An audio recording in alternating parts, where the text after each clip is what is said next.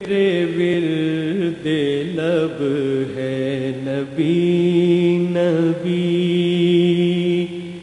میرا دل مقام حبیب ہے، میں مریض عشق رسول ہوں۔ اعوذ باللہ من الشیطان الرجیم، بسم اللہ الرحمن الرحیم۔ خواتین و حضرات، السلام علیکم ورحمۃ اللہ وبرکاتہ و مغفرتہ۔ پروگرام احکام شریعت اور قضاء اور قاضی سے متعلق شرعی احکام کے ساتھ ایک دفعہ پھر آپ کی خدمت پہ حاضری کا شرف حاصل ہے۔ قضاء اصل میں ایک عہدے کا نام ہے جسے ہم کہتے ہیں عہدہ قضاء، اور قضاء کا مطلب ہوتا ہے کہ لوگوں کے مابین جھگڑوں کا فیصلہ کرنا، اور جو شخص اس فیصلے کو کرواتا ہے اسے قاضی کہا جاتا ہے۔ تو ایک تو شرعی طور پہ قاضی ہوتا ہے جس کی کچھ شرائط ہوتی ہیں، جس کے تقرر کی کچھ شرائط ہوتی ہیں کہ کون اس کو مقرر کر سکتا ہے اور کون نہیں کر سکتا۔ کچھ اس کی اپنی ذات میں خصوصیات ہوتی ہیں، یہ انشاءاللہ ہم آپ کو بتائیں گے کہ ہمارا مذہب اسلام عہدہ قضاء کے سلسلے میں کیا رہنمائی فراہم کرتا ہے۔ لیکن بعض اوقات ایسا ہوتا ہے کہ خاندان میں بھی کوئی وقتی طور پر قاضی کی مثل بن جاتا ہے، اگرچہ شرعی قاضی نہیں ہے لیکن وہ فیصلہ کرواتا ہے، جس کو حکم بھی آپ کہتے ہیں، کہ وہ ایک شخص ثالث بن جاتا ہے۔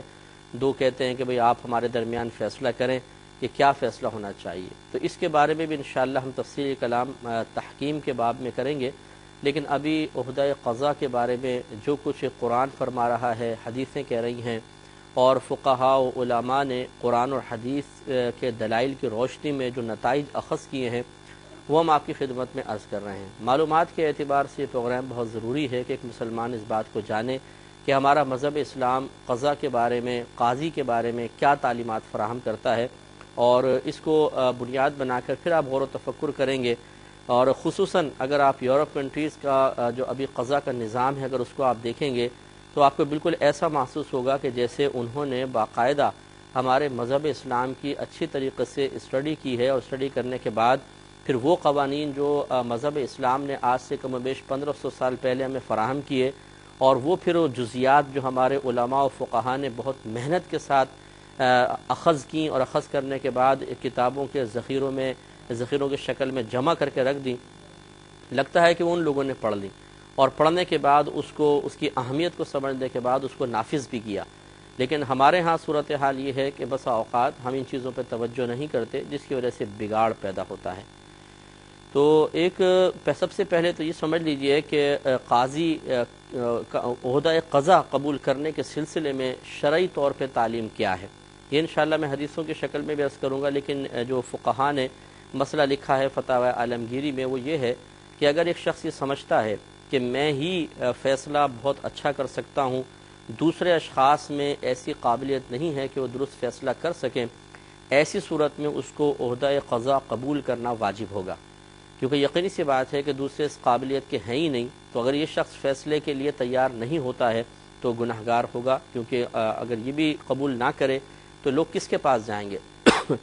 اور اگر اس کے علاوہ بھی کوئی قاضی بننے کی صلاحیت رکھتا ہے، لیکن اس شخص میں زیادہ بہترین صلاحیت ہے، دوسرے میں تھوڑی سی کم ہے، تو اب واجب نہ رہا بلکہ اس کے لیے عہدہ قضاء قبول کرنا مستحب ہے، یعنی قبول کر لے تو اچھا ہے، افضل ہے، لیکن اگر نہیں کرتا اور اپنے سے تھوڑا سا کم صلاحیت رکھنے والے کو موقع فراہم کر دیتا ہے تو بالکل جائز ہے اور یہ گناہگار نہیں ہوگا۔ تیسری صورت یہ ہے کہ ایک سے زیادہ عہدہ قضاء کے قابل لوگ موجود ہیں اور سب کی قابلیتیں تقریباً برابر ہیں، ایسی صورت میں اس کو بالکل اختیار ہے کہ عہدہ قبول کرے یا نہ کرے، اس پہ مستحب بھی نہیں، اب اس کے لیے منع کر دے تب بھی اس کے لیے شرعاً بالکل جائز ہے۔ چوتھی صورت یہ ہے کہ یہ سمجھتا ہے کہ میرے مقابل جو شخص ہے وہ مجھ سے زیادہ بہتر صلاحیتوں کا حامل ہے، لیکن یہ اپنی سورس لگا کے کسی طریقے سے خود عہدہ قضاء کو لے لیتا ہے، تو یہ اس طرح کرنا یہ مکروہ ہوتا ہے، کیونکہ جب آپ یہ سمجھتے ہیں کہ آپ سے زیادہ بہترین صلاحیتوں کا حامل ایک شخص ہے، جو معاملہ فہم بھی ہے، ذہین بھی ہے، لوگوں کی کیفیات اور آپ کے ماحول جو ہے یا عرف جس کو کہتے ہیں، اور اسی طرح دیگر چیزوں پر بہت اچھی طریقے سے اس کی نگاہ ہے اور وہ فیصلے کی بہترین قدرت و صلاحیت رکھتا ہے، تو اسی کو موقع دینا چاہیے۔ تو ایسی صورت میں پھر کم صلاحیت والے کو عہدہ قضاء قبول کر لینا مکروہ ہوگا۔ اور پانچویں اور آخری صورت یہ ہے کہ ایک شخص یہ سمجھتا ہے کہ میں عہدہ قضا کے قابل ہی نہیں ہوں، لیکن رشوت دے کر سفارش پر وہ عہدہ قضا پر نافذ ہو جاتا ہے، تو ایسے شخص کے لیے اس عہدہ قضا کو قبول کرنا حرام ہوگا، گناہ کبیرہ ہوگا، کیونکہ واضح سی بات ہے کہ غلط فیصلے کرے گا، کسی ایک کی جانب اپنے قلبی میلان کے ساتھ فیصلے کرے گا، کسی کی ناجائز سفارشیں قبول کرے گا، اور اس طریقے سے وہ فیصلے شرعی تقاضے کے مطابق نہیں ہوں گے۔ انشاءاللہ زندگی رہی تو اس پروگرام میں یا نیکسٹ پروگرام میں انشاءاللہ ہم آپ کو بتائیں گے کہ نبی کریم صلی اللہ علیہ وسلم نے عہدہ قضا قبول کرنے نہ کرنے کے بارے میں کیا ارشاد فرمایا، صحیح فیصلہ کرنے والے کی کیا فضیلت بیان فرمائی، جس نے جان بوجھ کر خیانت کا ارتکاب کر کے غلط فیصلے کیے ان کے لیے کیا وعیدیں ہیں۔ آج کے پہلے سائل منتظر ہیں، دیکھتے ہیں ہم سے کیا پوچھنا چاہ رہے ہیں۔ السلام علیکم۔ انکل السلام علیکم۔ جی انکل مجھے آپ سے 4 کوشچن پوچھنے ہیں۔ آپ کی آواز بہن صاف نہیں آ رہی، تھوڑا زور سے بولیے۔ انکل مجھے آپ سے 4 سوال پوچھنے ہیں۔ جی بولیں۔ ہاں انکل میرا پہلا سوال یہ ہے کہ وراثت میں کیا کیا چیزیں شامل ہوتی ہیں؟ اچھا، اور انکل دوسرا سوال یہ ہے کہ میں نے سنا تھا کہ مطلب اگر بیٹا فوت ہو جائے تو اور اس کے بچے ہوں تو اس کے باپ کی وراثت میں سے اس کے بچوں کو حصہ نہیں ملے گا؟ باپ کی وجہ سے بیٹوں کو نہیں ملے گا؟ نہیں انکل، بیٹا فوت ہو گیا اور باپ ابھی زندہ ہے تو اس کے آگے پوتا پوتی ہے، یعنی کہ تو اب وہ دادا کی وراثت میں سے پوتا پوتیوں کو نہیں ملے گا، پوتوں کو نہیں ملے گا؟ ہاں جی، دادا کی وجہ سے، ہاں ٹھیک جی۔ ہے۔ اور تو انکل وہ نا لیکن جو یہ ہمارے اس وقت ملک کا قانون ہے انکل، اس میں نا انہوں نے تھوڑی ترمیم کی اور انہوں نے کہا کہ نہیں ان کو بھی حصہ ملے گا۔ انکل اس بارے میں رہنمائی کر دیں تھوڑی سی پلیز۔ ٹھیک ہے، اور بولیں۔ شاید لائن ڈراپ ہو گئی، 2 سوال ہوئے، 2 رہ گئے۔ ایک اور کالر ہمارے ساتھ ہیں۔ السلام علیکم۔ وعلیکم السلام سر۔ جی سر مجھے آپ سے نا 3 سوال پوچھنے ہیں۔ اچھا، پہلا سوال یہ ہے کہ کیا جو ہم مرحومین کے لیے قرآن پاک کی تلاوت وغیرہ کرتے ہیں یا یاسین شریف وغیرہ پڑھتے ہیں جی اس کا ثواب ان تک پہنچتا ہے یا نہیں؟ اچھا، اور دوسرا سوال مجھے یہ ہے کہ نوافل بھی لوگ کہتے ہیں پڑھ کے مرحومین کو بخشا جائے، جی تو کیا وہ بھی پہنچتے ہیں یا نہیں؟ اور تیسرا سوال میرا یہ ہے کہ صلاۃ التسبیح کی مجھے ٹائمنگ بتا دیجیے کہ کس کس ٹائم پہ ادا کی جا سکتی ہے۔ اور چوتھا سوال میرا یہ ہے کہ ریکویسٹ سمجھ لیجیے آپ سے جی جی کہ کوئی پروگرام ایسا کیجیے جو کہ مرحومین کے ایصال ثواب کے لیے اور اس کا پہلے سے سلائڈ چلا دیجیے۔ ٹھیک ہے انشاءاللہ۔ چلے میں عرض کرتا ہوں۔ ایک مزید کالر ہمارے ساتھ ہیں۔ السلام علیکم۔ السلام علیکم۔ شاید لائن ڈراپ ہو گئی۔ یہ پچھلے 3 کویسچنز رہتے ہیں، جوابات کا سلسلہ شروع کرتے ہیں۔ ایک بھائی نے کویسچن کیا تھا کہ اگر کسی کا کوئی مذہبی تہوار ہے اور وہ مطلب مسلمان نہیں ہے تو اس مذہبی تہوار پر ان کو مبارکباد دینے کی کیا شرعی حیثیت ہے؟ دیکھیے، اگر تو کوئی ایسا مذہبی تہوار ہے کہ جو عقائد اسلامیہ سے بالکل متصادم ہے، یعنی اس میں ایسا کوئی نظریہ کار فرما ہے پیچھے کہ اسلامی عقائد اور نظریات سے متصادم ہے، تو اس میں تھوڑی احتیاط کرنی ہوگی، لیکن تفصیل انشاءاللہ عرض کرتا ہوں ایک مختصر سے بریک کے بعد۔ میرے ورد لب ہے نبی نبی، میرا دل مقام حبیب ہے، میں مریض عشق رسول ہوں، دل مقام حبیب ہے، میں مریض عشق رسول ہوں۔ بسم اللہ الرحمن الرحیم۔ پہلے کال لیتے ہیں۔ السلام علیکم۔ السلام علیکم جی جناب، میں ریاض احمد بول رہا ہوں سیالکوٹ سے، ویسے میں نیو یارک سے آیا ہوں۔ اچھا، حکم۔ جی جناب، تو جناب وہ ہم کو یہ پتا کرنا ہے کہ سنت کی نیت جناب کیا کرنی ہے؟ سیالکوٹ میں تو سارے لوگ کرتے ہیں 4 رکعت نماز سنت تابع رسول اللہ واسطے۔ سنت کی نیت پوچھ رہے ہیں، کیا کیسے کریں گے؟ جی جی ٹھیک ہے، میں عرض کرتا ہوں۔ اور کوئی کویسچن آپ کا؟ تو یہ بھائی نے پوچھا تھا، تو دیکھیں یہ مسئلہ یہ ہوتا ہے کہ اگر کسی کا کوئی ایسا مذہبی تہوار ہے جو اسلامی عقائد سے بالکل متصادم نظریے پر مشتمل ہے، تو یقینی سی بات ہے کہ اس کی مبارکباد دینے کا مطلب یہ ہے کہ عقائد اسلامیہ کے خلاف چیز کی حوصلہ افزائی کرنا یا اس کی مبارکباد دینا، اور یہ یقینی سی بات ہے کہ یہ بہت ہی قابل گرفت ہو جائے گا۔ اور بعض چیزیں ایسی ہوتی ہیں جس کا ہمارے عقائد سے کوئی تصادم نہیں ہوتا، لیکن کسی کی ایک مذہبی علامت ضرور ہوتی ہے، اس میں بھی اگرچہ احتیاط کا ہی حکم دیا جائے گا لیکن اتنی زیادہ احتیاط کی حاجت نہیں ہوگی۔ خلاصہ کلام یہ ہے کہ پہلے آپ جس بھی چیز کے بارے میں معلوم کرنا چاہتے ہیں، پرٹیکولر کسی اپنے قریبی کوئی اچھے صاحب علم جو مفتی عالم ہوں، مفتی صاحب ہوں، ان سے آپ معلوم کر لیجئے تاکہ آپ صحیح طریقے سے جان سکیں کہ کہاں پر مبارکباد دینی ہے، کہاں پر نہیں دینی۔ پھر یہ بھی ہوتا ہے بعض اوقات کہ کچھ شرعی مسائل کی بنا پر، کچھ شرعی اعذار کی بنا پر بعض مقامات پر صرف ظاہری طور پر مبارکباد دینے کی اجازت نکل سکتی ہے، جس کا خلاصہ یہ ہے کہ مثال کے طور پہ اگر آپ کو اندیشہ ہے کہ اگر میں اس کا کوئی باقاعدہ مبارکباد کی حد تک بھی حصہ نہیں بنتا ہوں تو کوئی شدید مالی نقصان کا اندیشہ ہے، کچھ ساکھ بگڑنے کا اندیشہ ہے، کسی کے شر کا اندیشہ ہے، تو اس طرح زوال عزت کے خوف کی بنا پر، جان کے خوف کی بنا پر یا کسی اور وجوہات کی بنا پر، لیکن واقعی صحیح وجوہات ہوں تو پھر انسان ظاہری طور پر زبان پہ چند کلمات لا سکتا ہے۔ جس طریقے سے کلمہ کفر بھی مطلب سخت جب حالت اضطرار طاری ہو جائے تو خود فقہا نے فرمایا کہ دل مطمئن ہو اور زبان سے ظاہری طور پہ کلمہ کفر ادا کر لیا جائیں تو آخرت میں گرفت نہیں ہوگی۔ تو اس طریقے سے اس پر قیاس کرتے ہوئے بعض مقامات پہ رعایتی پہلو نکل سکتے ہیں، ہر ایک کی اپنی اپنی مجبوریاں، اپنے اپنے اعذار ہوتے ہیں، لیکن آپ یہ ضرور کسی سے معلوم کر لیں کہ میں جس چیز کو عذر سمجھ رہا ہوں کیا شریعت بھی اسے عذر تسلیم کرتی ہے یا نہیں کرتی۔ دوسرا بھائی نے کویسچن کیا تھا کہ اسلام کے نزدیک شادی کی صحیح عمر کیا ہے، لڑکے کی لڑکی کی۔ دیکھیں ہمارے مذہب اسلام میں شادی کے لیے عمر کا حقیقتاً معاملہ نہیں دیکھا جاتا۔ ایک تو مطلقاً اجمالی طور پہ کہہ سکتے ہیں کہ جیسے لڑکا لڑکی بالغ ہوں اور شادی کے اسباب تمام مہیا ہو جائیں تو پھر بالکل تاخیر اور دیر نہیں کرنی چاہیے، ان کی شادی کر دینی چاہیے۔ لیکن ہمارے مذہب اسلام میں حقیقتاً یہ دیکھا جاتا ہے کہ انسان کی کیفیات کیسی ہیں۔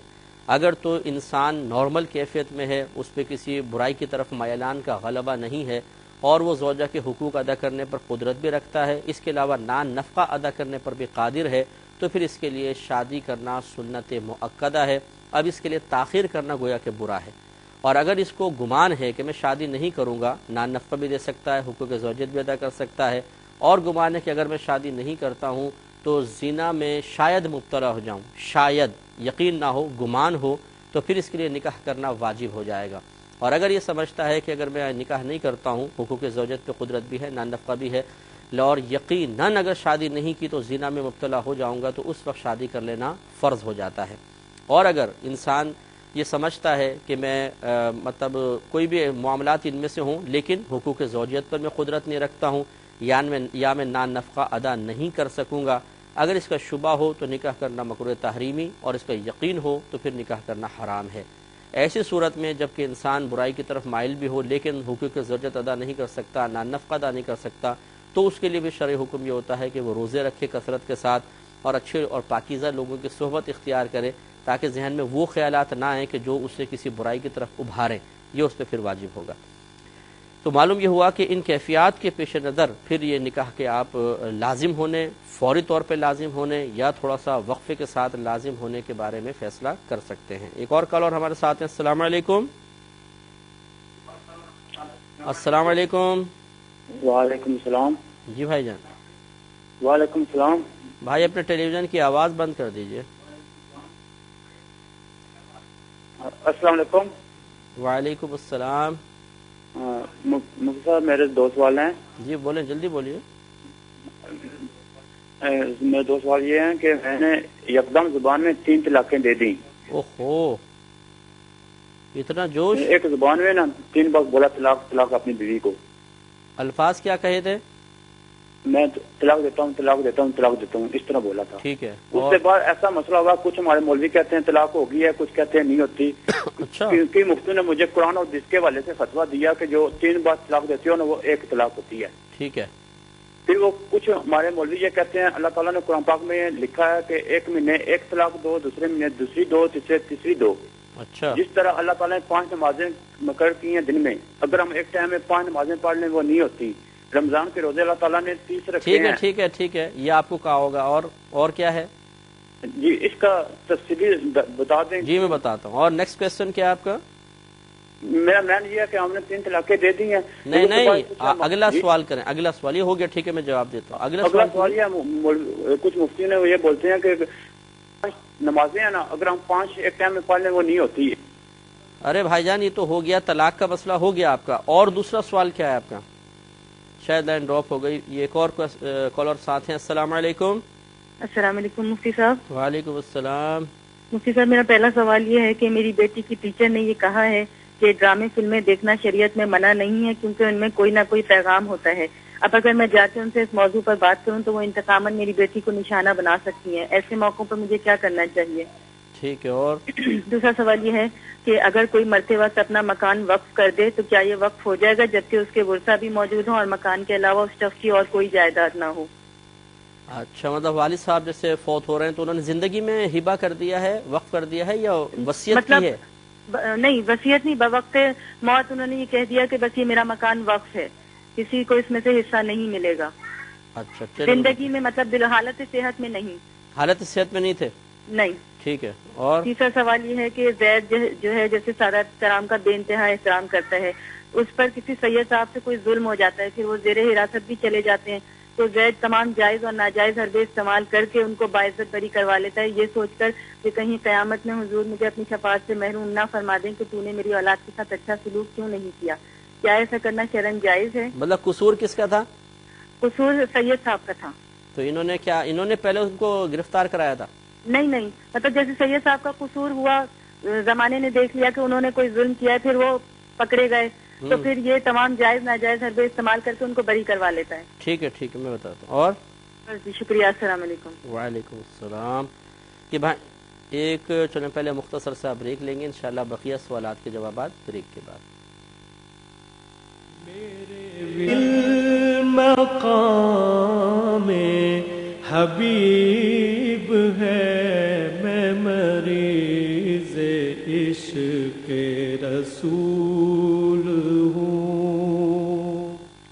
بسم اللہ الرحمن الرحیم. ایک یہ بھائی نے کویسچن کیا تھا کہ کیا یہ نظر جو لگ جاتی ہے, جسم کو لگ گئی, کھانے وغیرہ کو لگ گئی, تو کیا یہ لگتی ہے؟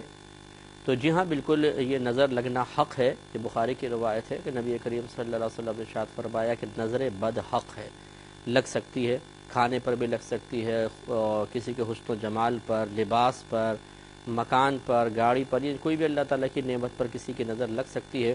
اور یہ ضروری نہیں ہے کہ کوئی برے ارادے کے ساتھ دیکھے تبھی, بعض اوقات اپنوں کی نظر بھی لگ جاتی ہے, اس کے منفی اثرات ظاہر ہو جاتے ہیں, تو پھر نظر کاٹنے وغیرہ کے ذریعے مطلب اس کے اثرات کو زائل کیا جا سکتا ہے, جس کے لیے اور بہت سارے عمل بھی ہیں. لیکن اگر 3 مرتبہ سورہ کوثر پڑھ کر دم کر دیا جائے تو الحمدللہ نظر بد کا اثر دور ہو جاتا ہے. بچی نے کویسچن کیا تھا کہ وراثت میں کیا کیا چیزیں شامل ہیں. دیکھیں وراثت میں ہر وہ چیز شامل ہے جس کو مال کہا جاتا ہے.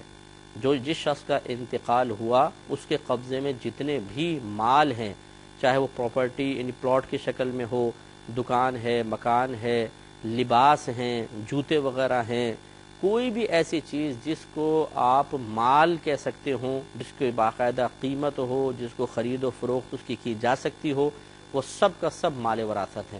ہمارے یہاں بعض اوقات یہ غلطی کرتے ہیں کہ ہم ہی سمجھتے ہیں پراپرٹی یا کیش یہ مال وراثت ہے, اس کے علاوہ جو اس کے استعمال کی الماریاں ہیں, کرسی ٹیبل وغیرہ ہیں, مثال کے طور پہ کپڑے ہیں, جوتے ہیں, وہ یوں ہی ادھر ادھر کر دیتے ہیں. ایسا نہیں ہے, سب کا سب یہ مال وراثت میں داخل ہوگا. ایک مزید کالر ہمارے ساتھ ہیں. السلام علیکم. السلام علیکم مفتی صاحب. وعلیکم السلام. مفتی صاحب کیسے ہیں آپ؟ اللہ کا بڑا کرم. مجھے بڑی خوشی ہے آپ کو دوبارہ دیکھ کر.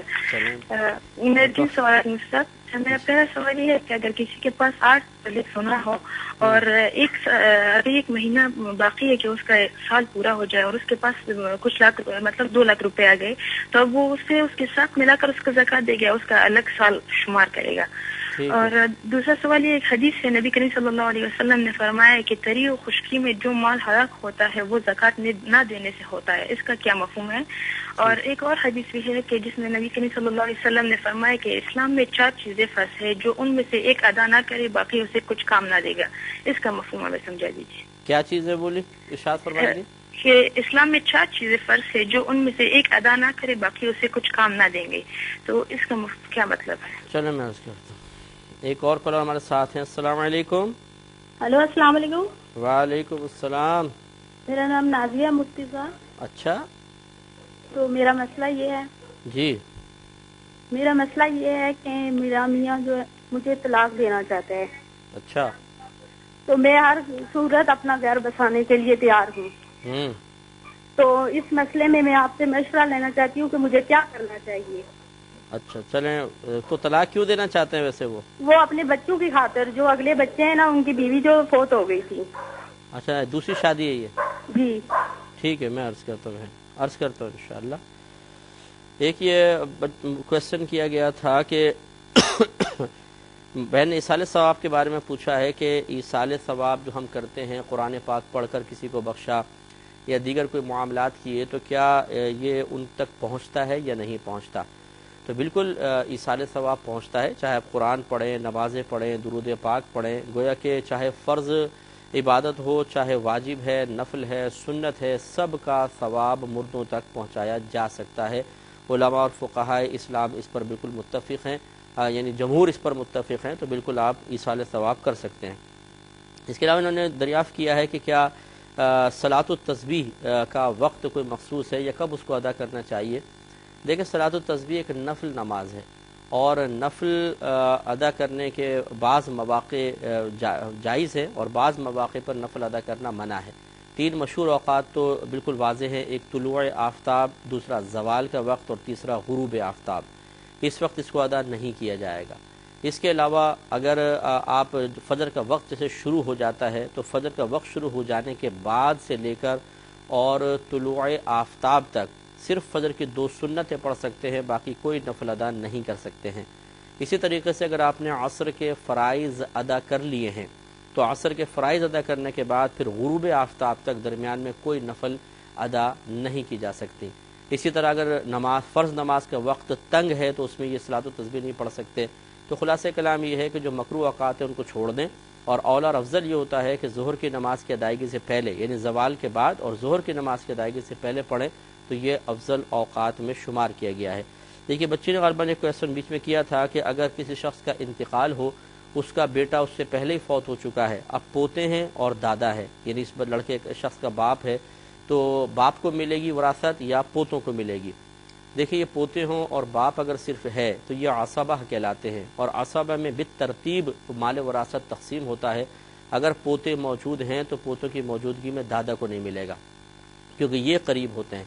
जैसे अगर इसका बेटा होता तो पहले बेटे को मिलता, तो जो और फिर इसके बाद बाप का दर्जा आता। तो बेटा अगर असल ना मौजूद हो तो फिर उसकी फ़रा का होता है मामला के पहले उनको फ़ौक़ियत दी जाती है, तो पोतों को पहले मिलेगा और फिर दादा मतलब दादा महरूम रहेगा, पोतों को मिलेगा। असबा में एक तरतीब होती है और तरतीब में जो पहले करीबी रिश्तेदार होता है, जैसे पोते भी करीब बन रहे हैं, तो ये दादा को महरूम करवा देंगे। एक और ये क्वेश्चन किया गया था कि भाई ने फरमाया कि ये न्यूयॉर्क से आए हैं, यहाँ पर आने के बाद इन्होंने लोगों को सुन्नत की यूँ नियत करते हुए पाया है कि हम नियत करते हैं 4 रकत नमाज सुन्नत वास्ते रसूलुल्लाह के सल्लल्लाहु अलैहि वसल्लम। तो क्या ये दुरुस्त है? देखिए, इस तरह अगर वाकई अल्फाज अदा करते हैं तो ये बिल्कुल गलत नियत है। इबादत सिर्फ़ और सिर्फ अल्लाह तबारक व तआला के लिए होगी। हाँ, अगर कोई ये नियत करता है कि मैं नियत करता हूँ 4 रकात नमाज सुन्नत रसूलुल्लाह सल्लल्लाहु अलैहि वसल्लम की या नबी करीम सल्लल्लाहु अलैहि वसल्लम की सुन्नत अदा करता हूँ, तो वो अलग है। और एक है कि रसूलुल्लाह सल्लल्लाहु अलैहि वसल्लम के वास्ते करता हूँ, ये बिल्कुल गलत है। इबादत सिर्फ अल्लाह ताला के लिए होती है, चाहे वो फ़र्ज़ हो, वाजिब हो, सुन्नत हो, नफल हो, अल्लाह ताला के लिए कहें। जो ऐसे अल्फाज अदा करते हैं उनको इज्तिनाब करना चाहिए। एक और कॉलर हमारे साथ हैं। अस्सलाम वालेकुम। वालेकुम अस्सलाम किबला मोहतरम जी। मेरा सवाल ये है कि किबला की एक तो ये मस्जिद है वो 10 फुट उन्होंने कब्रिस्तान से ली जमीन और 10 फुट आम रास्ते से जमीन ली सर। भाई कुछ समझ नहीं आया, आप क्या कह गए, जरा दोबारा कहिए। जी किबला पहले मस्जिद थी कायम, मस्जिद थी, अच्छा हाँ, फिर उसी मस्जिद की तामीर मतलब बढ़ा के की उन्होंने, तो 10 फुट कब्रिस्तान से ले लिया, 10 फुट आम रास्ते से जमीन ले लिया उस मस्जिद के अंदर। तो क्या वहाँ पे नमाज होती है? दूसरा कब्रिस्तान को भी ले लिया और आम रास्ते को भी, हाँ आम रास्ते से ले लिया, तो सर ये उसमें नमाज होती है कि नहीं होती है? दूसरी बात ये कि मुहर्रम के दिन जो सुबह खाना जी जी बोलिए। लाइन ड्रॉप हो गई। एक मस्जिद कॉलर मुंतजिर है। अस्सलाम वालेकुम। अस्सलाम वालेकुम। अस्सलाम वालेकुम जी। जी वालेकुम अस्सलाम। मौलाना साहब, मेरा सवाल ये है कि जब आप फर्ज नमाज में 2nd या 3rd या 4th रकत में ज्वाइन करते हैं جی جی. تو اس کے بعد جب مولوی صاحب امام صاحب نے جب سلام پھیر لیا تو کیا جو میری بعد کی رکعت ہوگی وہ پہلی ہوگی, دوسری ہوگی یا تیسری ہوگی؟ ٹھیک ہے. اور یہ سوال ہے. میں عرض کرتا ہوں, بالکل عرض کرتا ہوں. ایک بھائی نے کویشچن کیا کہ انہوں نے جلال میں تشریف لاتے ہوئے اپنی زوجہ کو ایک ساتھ ایک وقت میں 3 طلاقیں دے دی ہیں. اب مختلف لوگوں کی مختلف آراء کی بنا پر یہ بہت زیادہ پریشان ہیں, کیا کریں؟ دیکھیے مسئلہ یہ ہے کہ جو جس طرف جمہور ہوتے ہیں, اجماع ہوتا ہے, کثیر لوگ ہوتے ہیں, ان کا آپ حکم قبول کریں. وہ حکم کیا ہے انشاءاللہ میں ضرور عرض کرتا ہوں, لیکن ایک مختصر سے بریک کے بعد. میرے عشق رسول ہوں. بسم اللہ الرحمن الرحیم. بھائی نے کویشچن کیا تھا کہ انہوں نے زوجہ کو ایک ساتھ 3 طلاقیں دے دی ہیں تو کیا حکم شرع ہوگا؟ دیکھیے اس پہ صحابہ کرام کا اتفاق ہے. اس کے علاوہ ہمارے ائمہ 4 یعنی امام اعظم ابو حنیفہ, امام شافعی, امام مالک, امام احمد بن حنبل رضی اللہ تعالی عنہم جیسی علمی شخصیات اور 1500 سال کے اندر جتنے بڑے بڑے فقہا گزرے ہیں وہ سب اس پر متفق ہیں کہ ایک وقت کی دی گئی 3 طلاقیں 3 ہی نافذ ہوتی ہیں. ان کو ایک کوئی نہیں بنا سکتا. 3 طلاقیں 3 ہی ہوں گی. اور ان کا نماز روزے پہ قیاس بھی غلط ہے کہ یہ نماز کے اوقات مخصوص ہیں تو جس طرح 5 نمازیں ایک جگہ جمع نہیں ہو سکتی, طلاق بھی ایک جگہ جمع نہیں ہو سکتی. یہ تو بالکل قیاس غلط ہے, کیونکہ طلاق کا وقت جو ہے صحیح وقت وہ طہر ہے. طہر کا مطلب عورت کے 2 حیضوں کے درمیان جو پاکی کے ایام آتے ہیں اس کو طہر کہتے ہیں. اس طہر کے اوقات میں اگر کوئی طلاق دے دیتا ہے تو بالکل وہ طلاق نافذ ہوگی کہ یہی طلاق کا صحیح وقت ہے.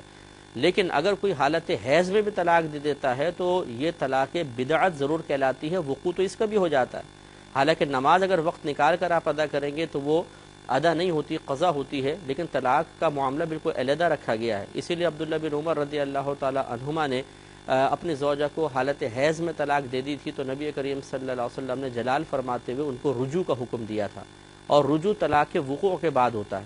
لہٰذا معاملہ طلاق کو نماز روزے پہ قیاس کر ہی نہیں سکتے ہیں, یہ الگ ایک معاملہ ہے. نماز روزوں کا تعلق عبادات سے ہے اور اس کا تعلق معاملات سے ہے. لہٰذا جس نے یہ قیاس کیا وہ قیاس مع الفارق ہے اور بالکل غلط اس نے قیاس کیا ہے.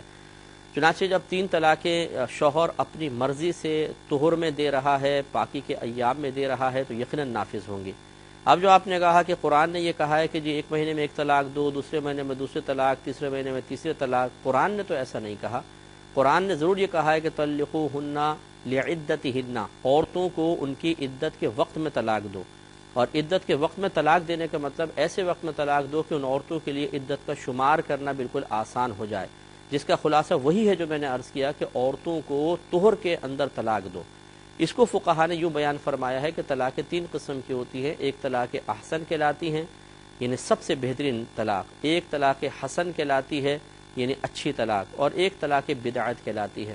سب سے احسن صورت یہ ہے کہ 2 حیضوں کے درمیان جو پاکی کا ایام ہیں طہر ہوں, طہر جس کو کہتے ہیں, اس میں شوہر اپنی زوجہ کو 1 طلاق دے, لفظ طلاق سے طلاق دے. اس طہر میں وہ زوجہ کے قریب نہ گیا ہو یعنی تعلق وغیرہ قائم نہ کیا ہو, اور پھر زوجہ کو چھوڑ دے حتیٰ کہ اس کی عدت گزر جائے تو وہ نکاح سے باہر ہو جائے گی. یہ احسن صورت ہے. پھر دوسری ہوتی ہے طلاق حسن. اس میں یہ ہوتا ہے کہ 1 طہر میں 1 طلاق دیتا ہے مرد, اور اس میں وہی شرائط وہی تمام چیزیں ہیں کہ لفظ طلاق سے دے, اس میں زوجہ کے قریب نہ گیا ہو, اور ایک وقت میں 1 ہی دے. 1 طہر میں 1 دے, دوسرے طہر میں دوسری دے, تیسرے طہر میں تیسری دے, اور عورت کو فارغ کر دے. یہ طلاق حسن کہلاتی ہے. اور طلاق بدعت یہ ہے کہ ایک وقت میں 3 طلاقیں دے دیں یا 2 طلاقیں دے دیں, یا لفظ کنایہ سے طلاق دی, یا حالت حیض میں طلاق دے دی, تو یہ طلاق بدعت کہلاتی ہے. طلاق بدعت کا تصور تو بنا ہی اس وقت ہے کہ جب اس قسم کی کوئی ناجائز صورت اختیار کی جائے گی. تو یہ ناجائز صورت ضرور ہے, لیکن بہرحال وقوع طلاق ہو جائے گا. تو آپ اگر بالفرض اس پر آپ دلائل کے ساتھ ریٹرن میں کوئی فتویٰ لینا چاہتے ہیں تو آپ D120 سائٹ کراچی پر, اگر مجھ سے لینا چاہتے ہیں میرے نام سے بھیج دیں.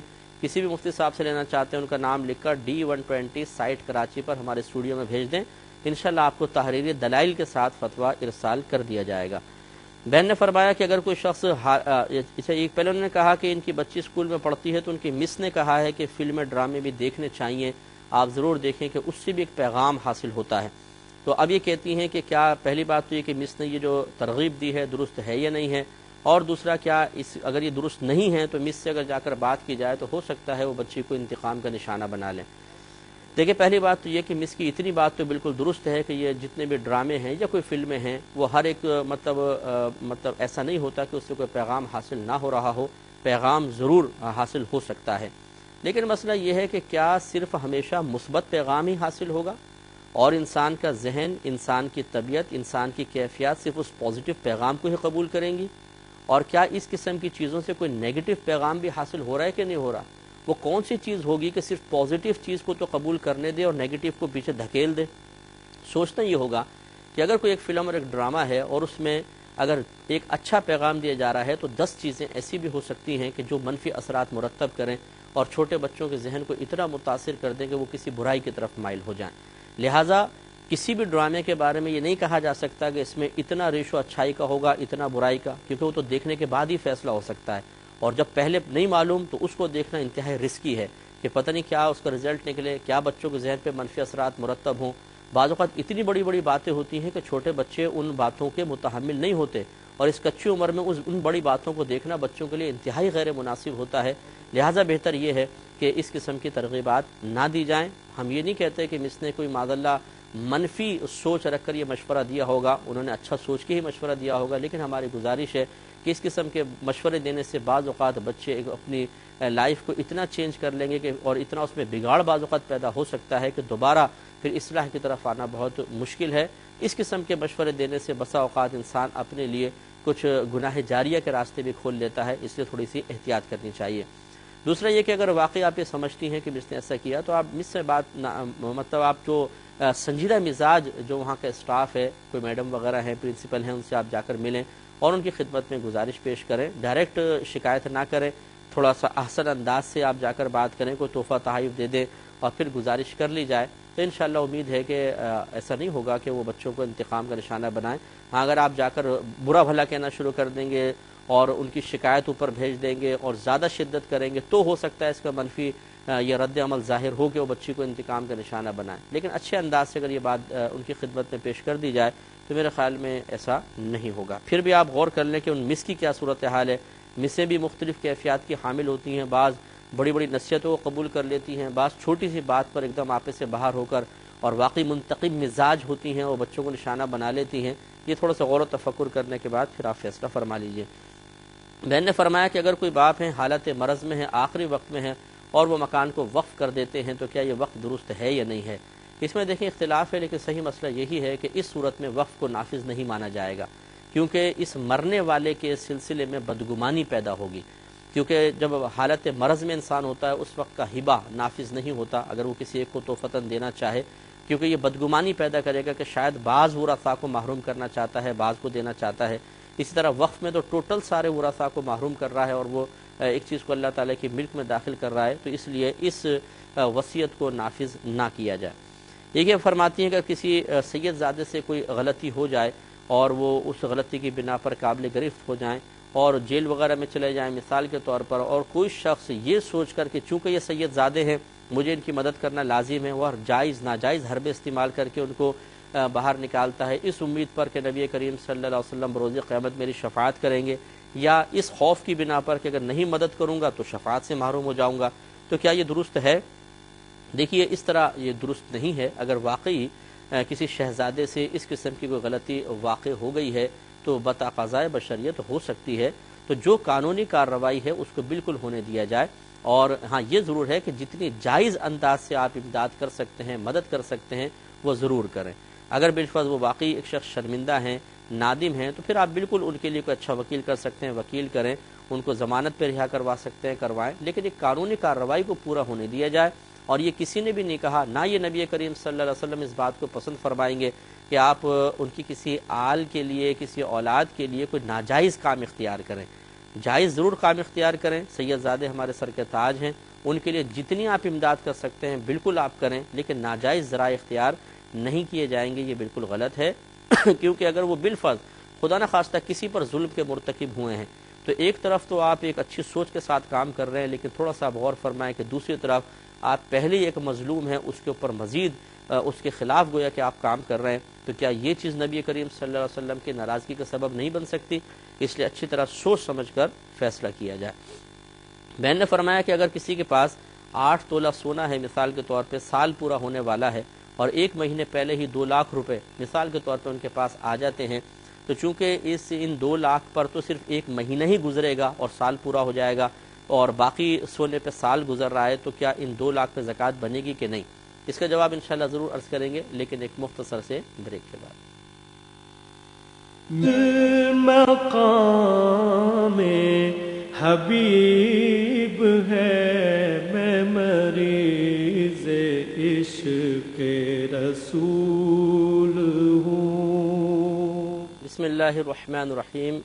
یہ بہن نے کویسچن کیا تھا کہ اگر کسی مال پر نصاب ہے، نصاب زکوٰۃ مکمل ہے، اور اس پہ سال تمام ہونے والا ہو، اور سال کے اختتام سے تھوڑی دیر پہلے کچھ رقم آ جاتی ہے مثال کے طور پہ، تو کیا اس پہ بھی زکوٰۃ بنے گی؟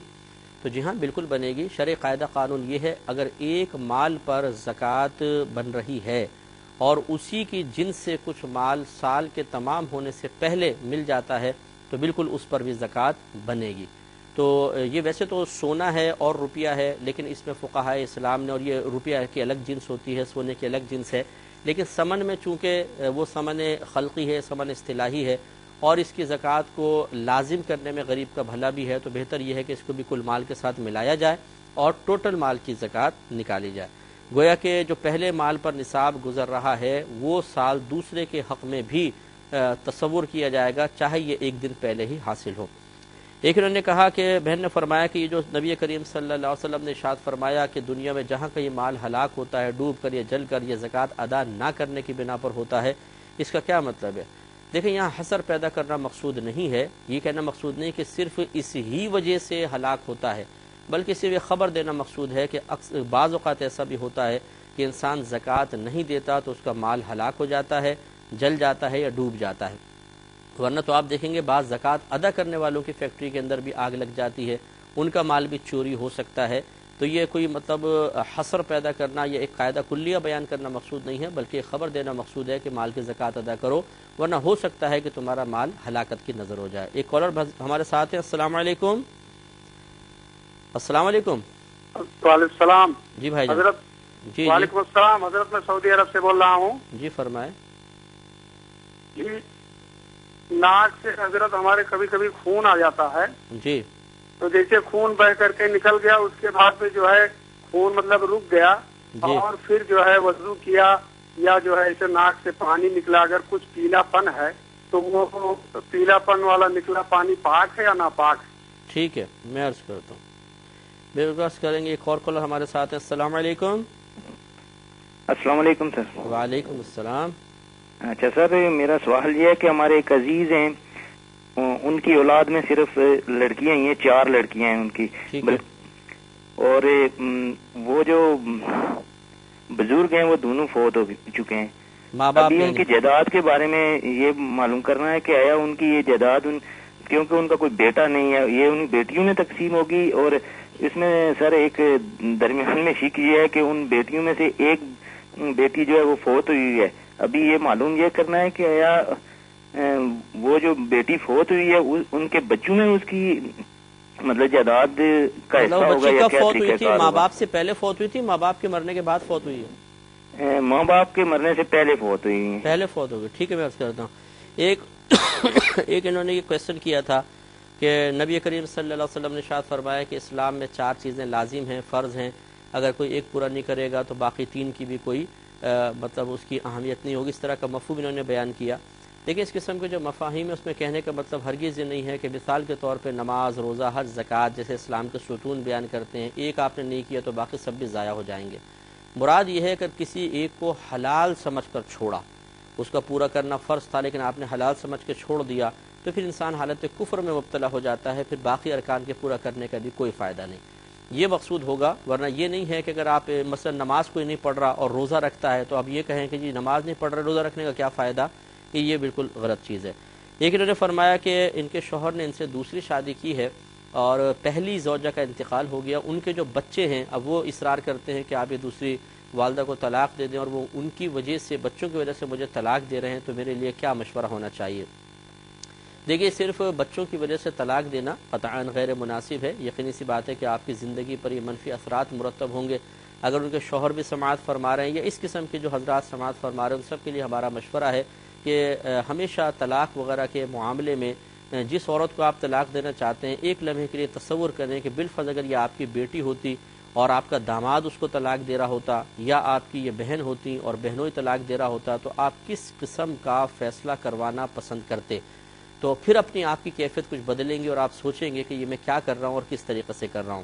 ان کے اولاد کو بھی چاہیے کہ اگر ان عورت میں، ان خاتون میں کوئی اس قسم کی شرعی قباحت نہیں ہے، وہ ان کو یعنی باپ کو بچوں کے خلاف نہیں بھڑکاتی ہیں، نہیں لڑواتی ہیں، اچھی عادات کی حامل ہیں، تو صرف اس وجہ سے کہ یہ دوسری ہیں، ہماری اصل والدہ نہیں ہیں، ہم بس طلاق دلوا کے دم لیں گے، یہ بالکل غلط رویہ ہے، کیونکہ اللہ تبارک و تعالیٰ کو طلاق انتہائی ناپسندیدہ ہے، حلال چیزوں میں سب سے زیادہ ناپسندیدہ طلاق ہے۔ تو ایسے ناپسندیدہ کام کو کروانے کے لیے والد کو مجبور کرنا کہ جس میں کچھ ظلم کی صورتیں بھی بن سکتی ہیں، یہ قطعاً غیر مناسب ہے۔